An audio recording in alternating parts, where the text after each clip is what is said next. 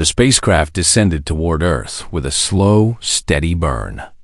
Krell watched from the observation window as the blue planet grew larger. He had studied humanity for many years from the safety of space stations and distant outposts. But this was his first time going down to the surface. The Galactic Council had sent him here to watch, to observe, to understand if humanity was truly a threat or just another species making noise in the dark. Krell was not human. His skin was gray and smooth, and his eyes had no whites, only solid black pupils that could see into spectrums humans could not perceive. His forefingers on each hand were thin and precise, built for complex work and delicate tasks. When he walked, his movements were careful and measured. He came from a world of ice and thin air. Earth, with its thick atmosphere and strong gravity, felt wrong to his body. But Krell had trained for this. He would handle it. The landing pad was massive. Concrete stretched out in all directions, and beyond it, Krell could see military structures, hangars, defensive towers, radar stations. The humans had prepared for visitors. Or perhaps they always looked like this. Krell made a note in his mind. Important to observe. Captain Lisa Morton was waiting at the base of the ship's ramp. She stood tall for a human, maybe 180 centimeters. Her hair was dark, tied back in a simple style. Her uniform was clean and formal. When Krell descended the ramp, she did not bow. She did not seem afraid. She simply extended her hand, the way humans do when they greet each other. Krell hesitated. He understood the gesture from his research. A handshake, a sign of peace and openness. He extended his own hand. Her grip was firm, but not aggressive.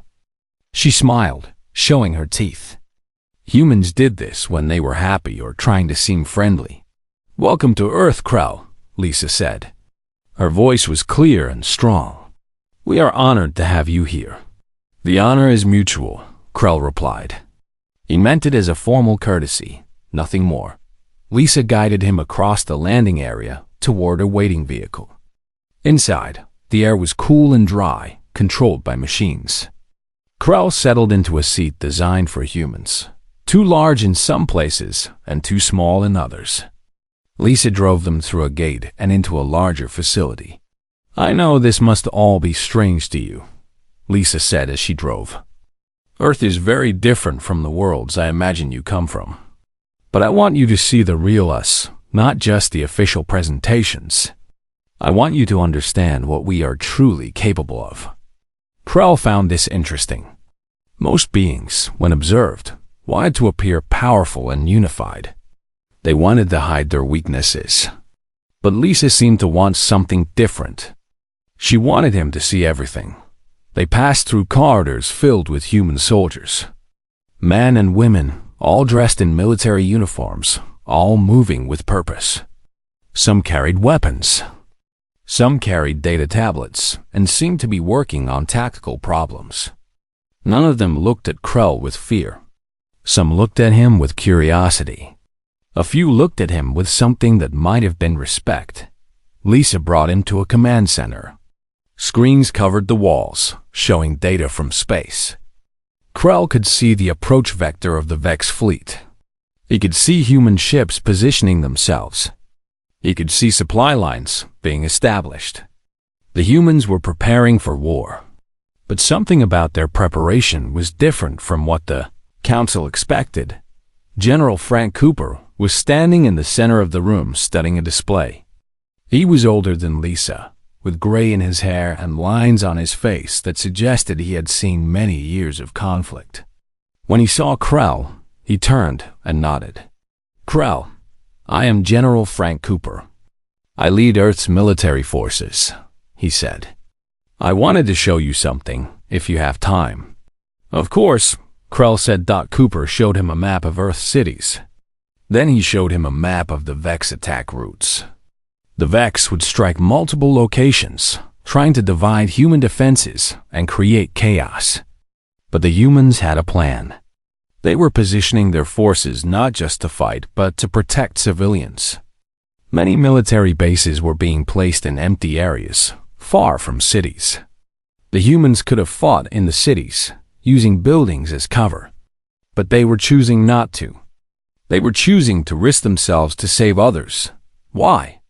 Krell asked. You could defend more effectively if you allowed the cities to be battlegrounds. Cooper looked at him for a long moment.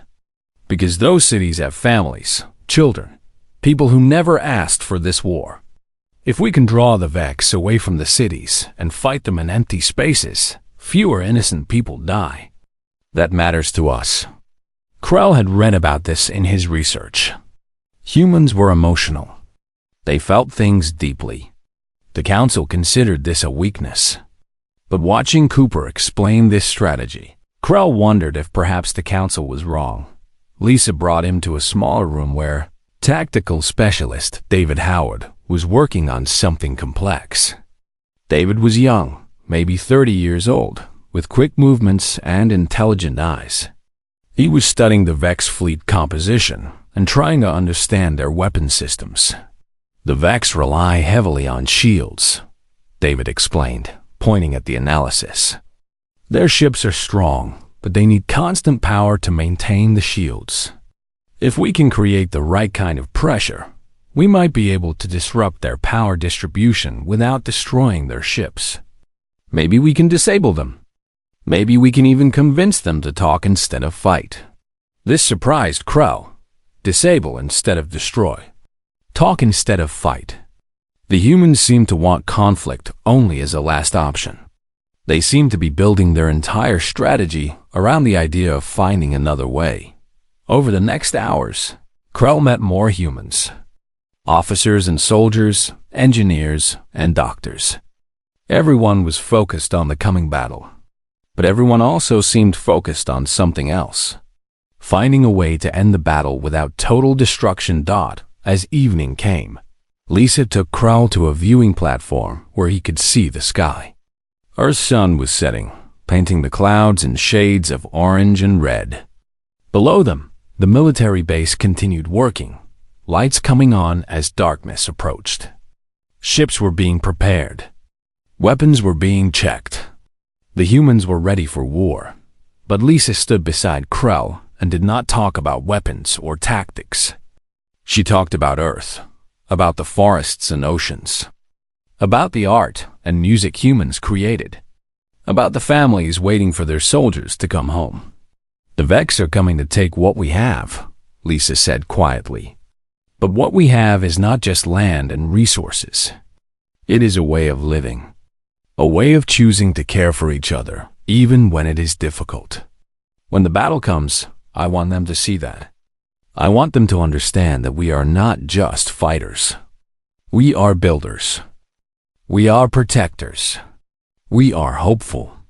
Krell stood in silence, watching the sun disappear below the horizon. For the first time in his long observation of humanity, he wondered if the Galactic Council truly understood what they were about to face. He had come to Earth expecting to see weakness, but he was beginning to see something very different. He was beginning to see the reason the stars might tremble. The alarm came 3 hours before dawn. Krell felt the vibration through the floor of his quarters. The Vex were here. They had arrived at Earth faster than the Council had predicted. The invasion had begun. Krell made his way to the command center where he had spent much of the previous day. Lisa was already there, standing calm and focused. Her hands moved across a control panel, coordinating human ships into a defensive formation. But she was not attacking. Not yet. The human fleet was positioning itself, creating a barrier between the Vex and Earth cities. It was a shield, not a sword. General Frank Cooper stood at the center of the room, giving orders in a steady voice. The Vex ships were appearing on the screens now, one by one. They were massive, easily twice the size of the largest human vessels. The Vex had more ships too. By Krell's count, the Vex held numerical superiority in almost every category. By every measure of traditional warfare, Humanity should lose this battle. But Lisa turned to the communications officer and gave an order that changed everything. "Open a channel to the Vex fleet," she said. "I want to speak to their commander." The officer hesitated for just a moment, then nodded and moved to comply. The humans called this the First Contact Protocol. They had prepared for this moment. They had written words, built arguments, created a message that they hoped might reach the Vex before the weapons began to fire. A voice came through the speakers. It was harsh and sharp, like metal scraping on metal, but Krell could understand it. The Vex use language differently than most species, but the translation systems could work with it. "Human ships, this is Commander Thresh of the Vex Dominion. You are now in occupied territory. Stand down or be destroyed." Lisa leaned forward toward the communication device. Her voice was calm and clear, despite the danger. "Commander Thresh, I am Captain Lisa Morton of Earth. I do not come to you as an enemy today. I come to you with a question. Why are you attacking us? What do you want from this world?" There was silence for a moment. Then Thresh's voice came again, but it sounded different. Less certain. Almost confused. "The Galactic Council has marked your world for conquest. We take what we need. Your resources are valuable. Your world will serve the Vex Dominion well. And if we could give you what you need without fighting?" Lisa asked. "Would you listen?" Another silence.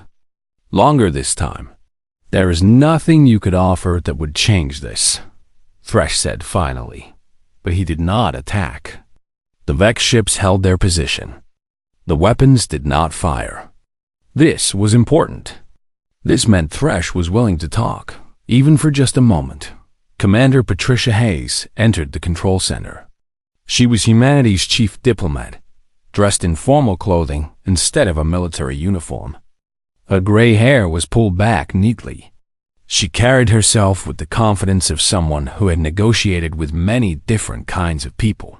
"If we may," Patricia said, her voice also clear and confident, "we would like to send a diplomatic team to your ship.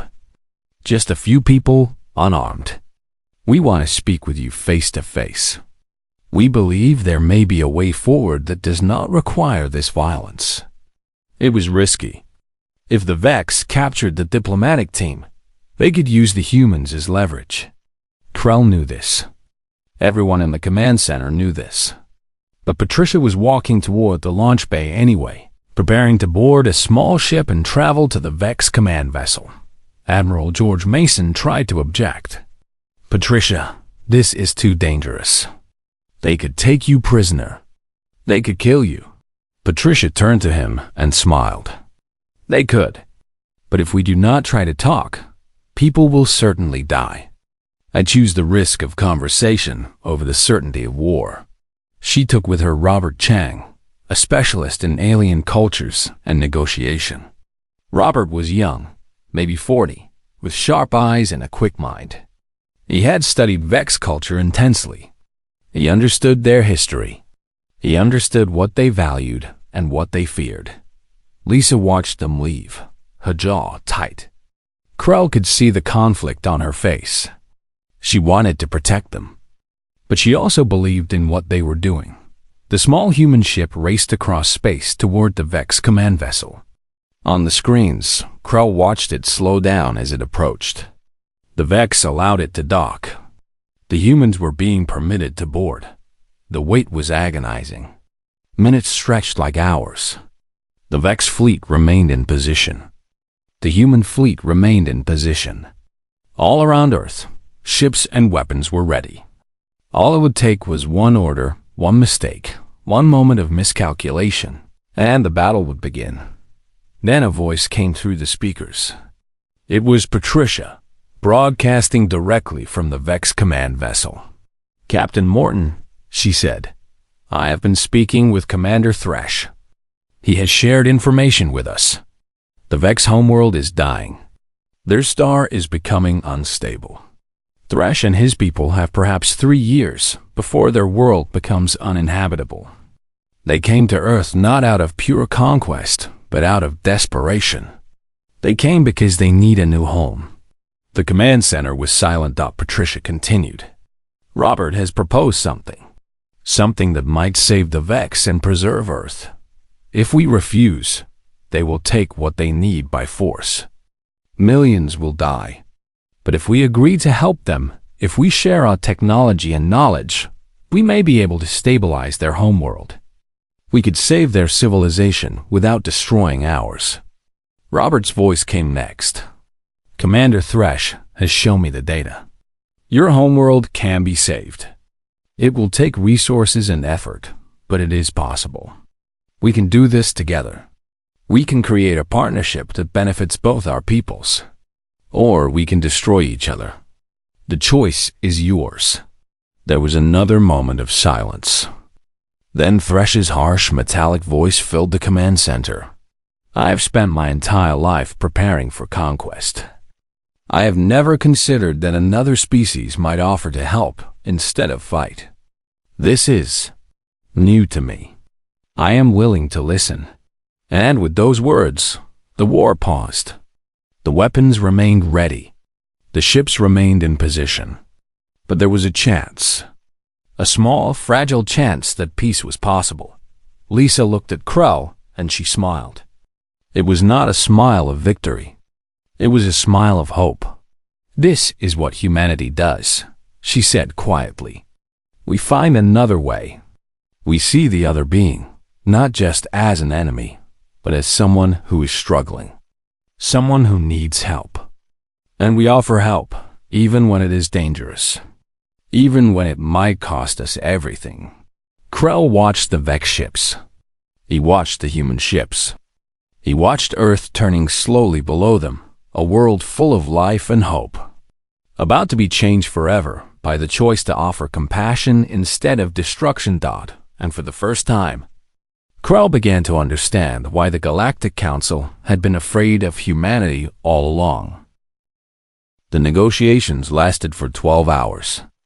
Patricia and Robert sat across from Thresh and his war council, discussing the future of two species. Data was exchanged. Ideas were proposed. The framework of a partnership was beginning to take shape.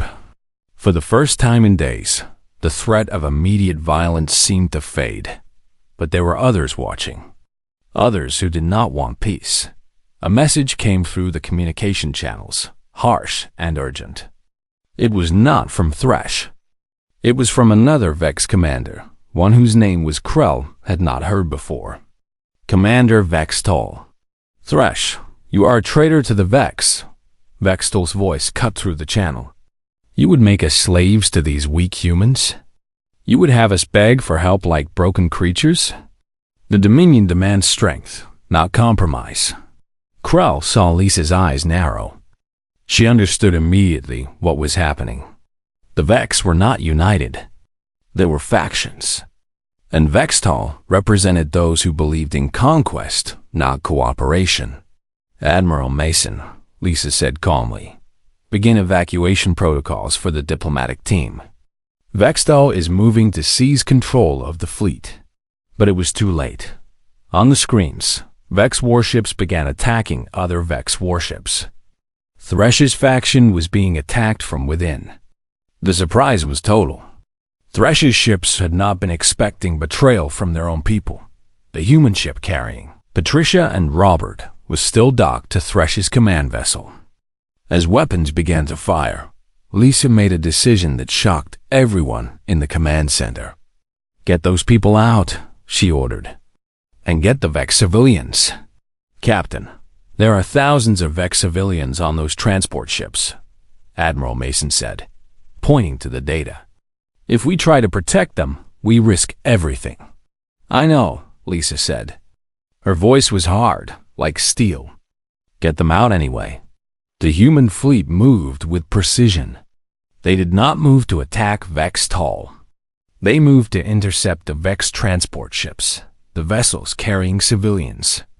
They moved to rescue the very beings that, moments before, had been considered invaders. Lieutenant Nathan Price was a young pilot, only 28 years old, with quick reflexes and a steady hand. He took his fighter and flew directly into the chaos of the battle. Around him, ships were firing at each other. Debris floated everywhere. But Nathan flew toward the nearest transport ship and sent a message. "This is Earth Vessel Alpha 7. We are here to help you. We will guide you to safety. Follow my vector." The Vex transport ship, damaged and desperate, followed. Nathan led it away from the battle, away from Vex-Tall's attack ships. But more transports needed help. More Vex civilians needed rescue. One by one, human fighters flew into the danger and led the transports to safety. Patricia and Robert made it off Thresh's ship just as weapons struck the command vessel. The explosion was massive.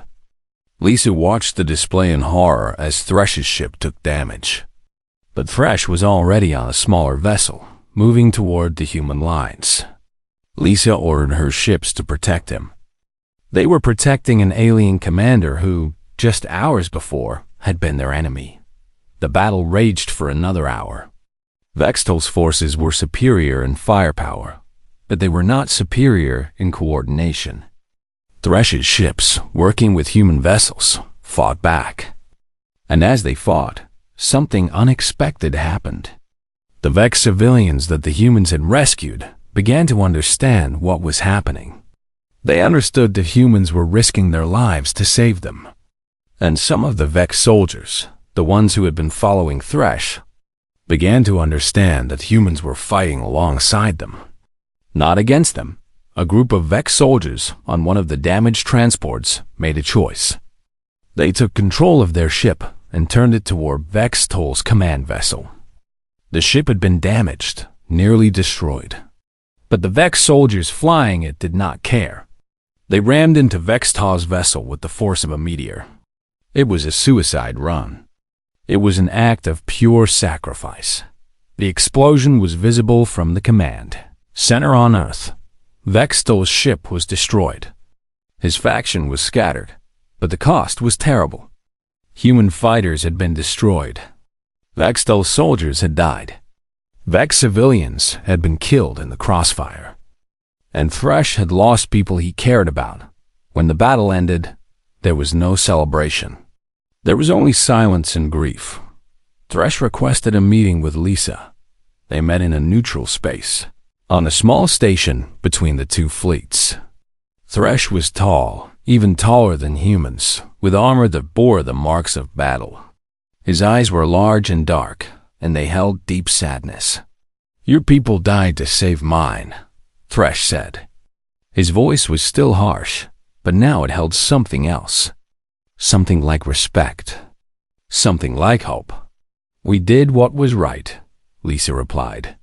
"You were fighting for your people's survival. We could not stand by and do nothing." "The Vex do not do this," Thresh said.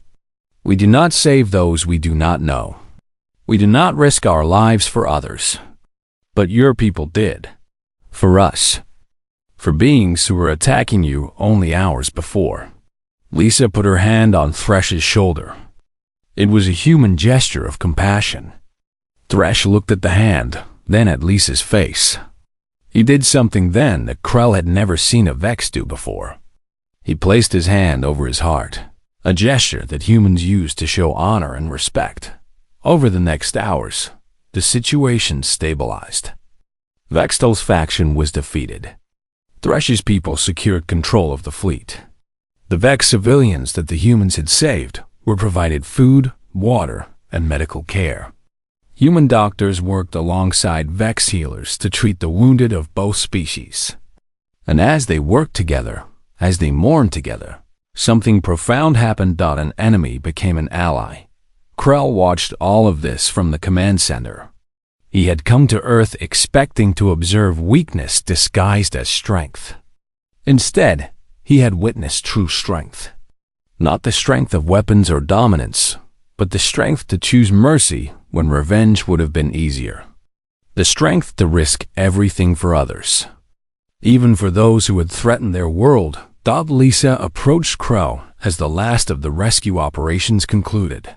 Now you have seen what we are truly capable of, she said. Not our weapons, not our technology, but our choice, our will to protect, our hope that enemies can become friends.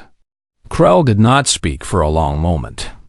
Then he said, "The Galactic Council told me to observe your weakness, but I have seen your strength, and I believe I finally understand why the stars should tremble." The days following the battle were filled with work that would have seemed impossible just weeks before. Human and Vex soldiers stood together on the same military bases. They studied each other, learned each other's ways, and slowly began to understand each other as beings, not as enemies or allies, but as beings with shared struggles and shared hopes. Thresh revealed the full scope of the Vex problem. Their sun was indeed dying. The data was clear. In 3 years, perhaps less, the Vex homeworld would be engulfed in radiation. All the Vex still on that world would perish. Millions would die if they did not find a way to restore stability to their star. But here was the difficult truth that the humans and Vex now faced together. Vextal and his faction had not disappeared completely. They had scattered, but they were still out there. They were still dangerous. They had seen their faction defeated by peace instead of strengthened by war. And they were determined to prove that war was the only answer. Vextal had gathered roughly 30% of the original Vex fleet. They operated from a distant position, attacking supply lines and gathering more followers. Some Vex soldiers, those who believed conquest was the only way, were joining Vextal. The civil war within the Vex Dominion was continuing, but now it had a new shape. It was no longer just about internal power struggles. It was about the future of the Vex species itself. General Frank Cooper stood in the Joint Command Center, a facility that had been hastily converted to allow both humans and Vex to work side by side. Maps showed the position of Vextal's fleet. Strategic displays showed the combined human and Vex forces preparing to respond. "We need to move quickly," Cooper said to Thresh. "If Vextal gains enough support, he might be able to force a stalemate. Neither of us will be able to defeat him, and this war will never end." Thresh nodded. His armor had been repaired from the damage it took in the previous battle, but he carried a new weight now. The weight of leadership and the knowledge that his choices would determine the survival of his people. "My soldiers will fight," Thresh said, "but they are weary.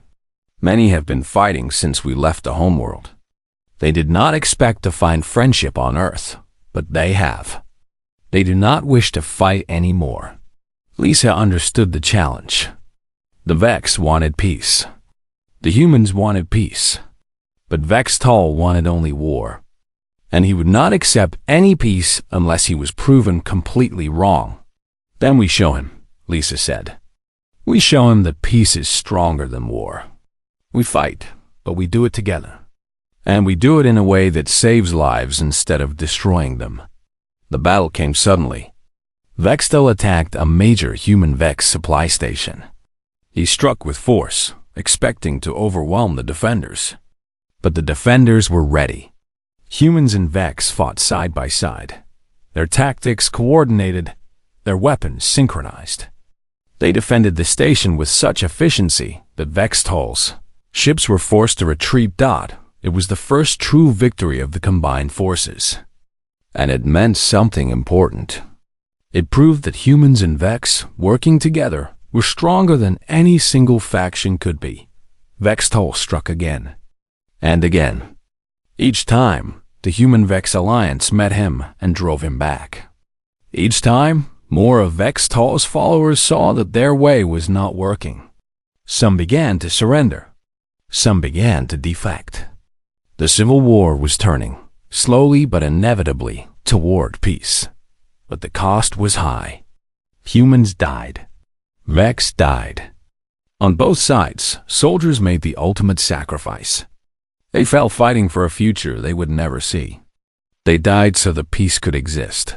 After one particularly fierce battle, a memorial was held. Humans and Vex gathered in a massive hangar on the military base.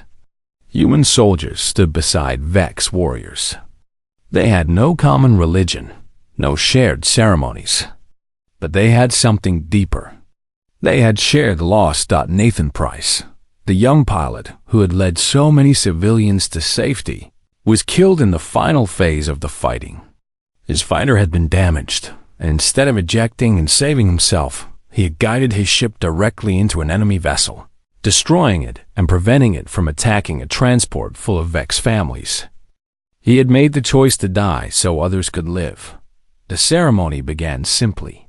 A human officer stepped forward and spoke about Nathan, about his courage, about his willingness to sacrifice, about what his life had meant. Then Thresh stepped forward. The commander of the Vex forces stood in front of the gathered soldiers of two species. His voice, usually harsh and metallic, was soft when he spoke. "In my culture, we do not speak of mercy or kindness," Thresh said. "These are words we considered weakness. But I have learned from humans that sometimes the strongest thing a being can do is to choose to save another. Nathan Price did this. He could have saved himself. He chose instead to die for others. The Vex will remember him, and we will remember why he died. Because we chose peace instead of endless war." The humans in Vex stood together in silence, honoring those who would never stand with them again. And in that silence, something profound happened. The last of the doubt dissolved. The last hesitation about this alliance vanished. They were not just allies now. They were one force, unified in purpose and grief and hope for a better future. Days later, Vextal made his final stand. His fleet was reduced now, weakened by battles and defections. He knew he could not win, but he did not surrender. He made one last desperate attack, trying to strike at the heart of the alliance, trying to destroy the command center where both human and Vex leaders made their decisions. It was a coordinated assault, vicious and determined. But the human-Vex alliance was ready. And this time, there was no hesitation, no attempt to show mercy to Vextal.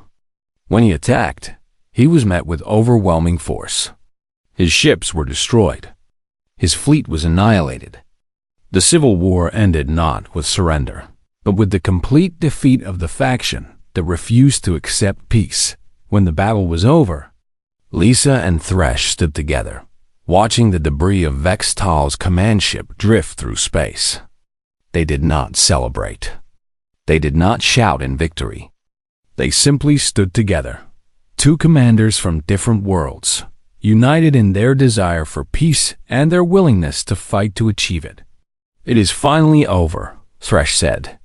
"No," Lisa replied. "It is just beginning. We have won the war. Now we must build the peace. And that work, my friend, will be much harder than any battle we have fought." Thresh turned to look at Lisa, and for the first time, he smiled. It was an expression he had learned from humans, something the Vex did not naturally do. But he was learning. They were all learning.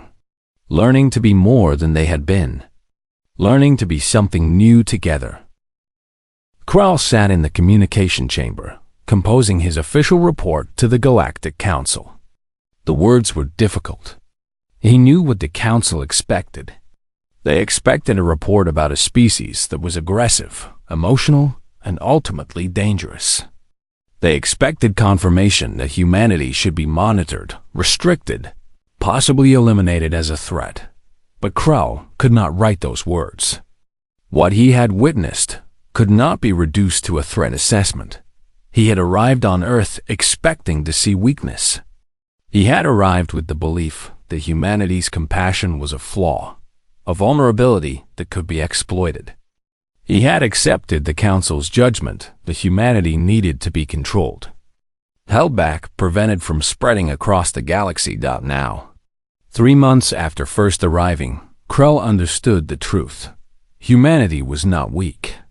Humanity was terrifying in a way that went far beyond weapons and warships. The report began simply. Krell described the arrival of the Vex fleet. He described the choice humans made to offer negotiation instead of immediate war. He described the betrayal by Vextol and the response by humanity. He described the alliance that was formed. And he described the victory that led not to conquest, but to cooperation. Then Krell addressed the Council directly. The Galactic Council has feared humanity for centuries. Krell wrote, "Our fear has been based on their capacity for violence. We have watched them fight among themselves throughout their history. We have observed their wars. We have documented their weapons. And we have concluded that they are dangerous. But this observation is incomplete. It is also wrong. The true danger of humanity is not their capacity for violence. It is their capacity to transform violence into peace. It is their ability to see an enemy and choose to save them. It is their willingness to sacrifice themselves for beings they have never met, and who might destroy them. We have feared humanity because they are strong. But they are not strong in the ways the Council has measured. They are not strong because of advanced weapons or superior tactics.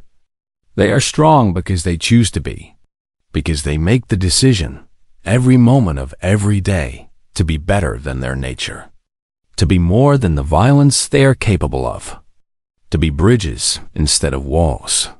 The humans on Earth took a species that came to destroy them, and they turned that species into their closest ally. They did this not through domination. They did this through understanding, through sacrifice, through the simple, profound choice to see the suffering in others and to respond with help instead of harm. This is what makes humanity the most dangerous species in the galaxy. Not their weapons, their hope, their belief that things can be different, their willingness to act on that belief, even when it cost them everything. The Vex were a species of conquest. They believed only in taking what they needed by force. But in a single interaction with humanity, that belief was fundamentally challenged. The Vex learned that there was another way. They learned that survival could come through cooperation instead of conquest. And in learning this, they became something new. Imagine what would happen if humanity spread this belief across the galaxy. Imagine if other species learned what the Vex have learned. That peace is possible. That cooperation is possible. That enemies can become allies. The Galactic Council has sought to prevent this. We have tried to keep humanity isolated, to hold them back, to prevent them from spreading their dangerous ideology of hope and mutual assistance. But I have seen what they are truly capable of. And I tell the Council this: we cannot stop them. Not with restrictions or isolation. These things might delay them, but they will not prevent the inevitable. Humanity will spread across the stars. And when they do, they will change everything. The question for the Galactic Council is not how to stop humanity. The question is whether we will resist this change or accept it. Whether we will work with humanity to build a better galaxy, or whether we will waste our time and resources trying to hold back the tide of progress. I recommend that the Council change our relationship with humanity. Instead of monitoring them as a threat, we should welcome them as partners. Instead of trying to contain them, we should help them achieve their potential. Because a galaxy shaped by human values of compassion and cooperation would be infinitely better than a galaxy shaped by fear and dominion. Thresh, the Vex commander, is now working with human engineers to design technology that can stabilize the Vex sun. This technology, once perfected, can be applied to other dying stars. It could save countless civilizations. It is an invention born from cooperation, from the merging of human creativity with Vex engineering expertise. But this is only the beginning. As humans and Vex work together, as they learn from each other and build something new, they will develop other innovations.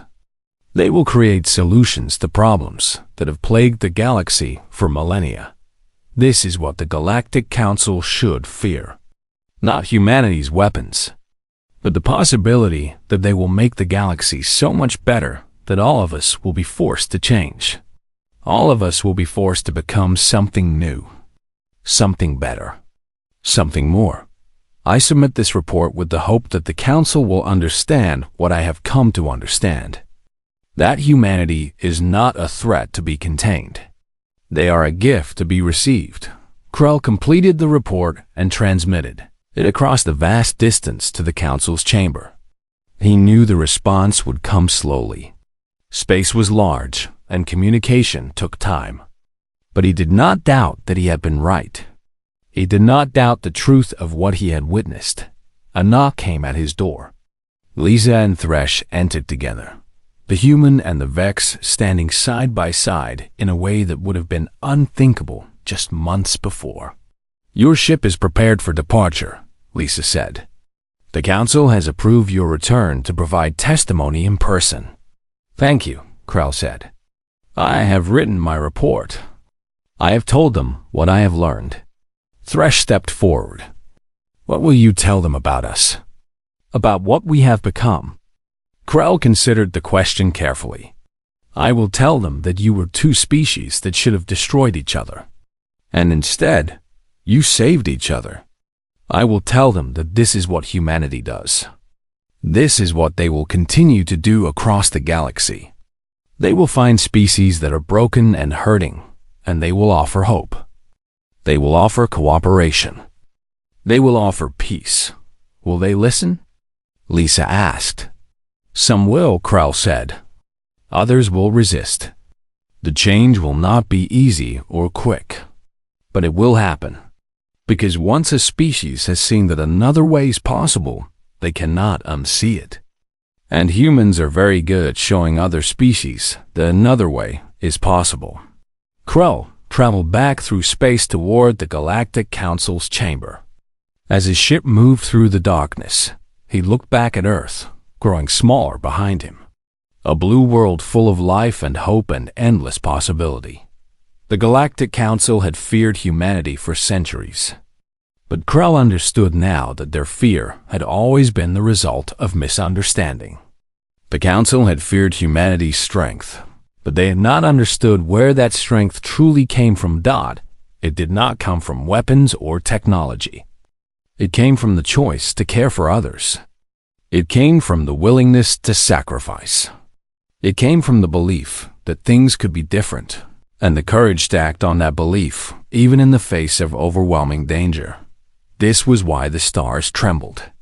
Not because humanity was a threat to be destroyed, but because humanity had the power to transform the galaxy itself, to make it better, to make all of them better, to make them see that they could be more than they had ever been, and there was nothing in the galaxy that could stop that kind of power. There was nothing that could hold back a species that believed, truly believed, that peace was possible. As Krell's ship traveled through the darkness toward the Council, he smiled. He had been sent to observe human weakness. Instead, he had discovered human strength. And the galaxy would never be the same.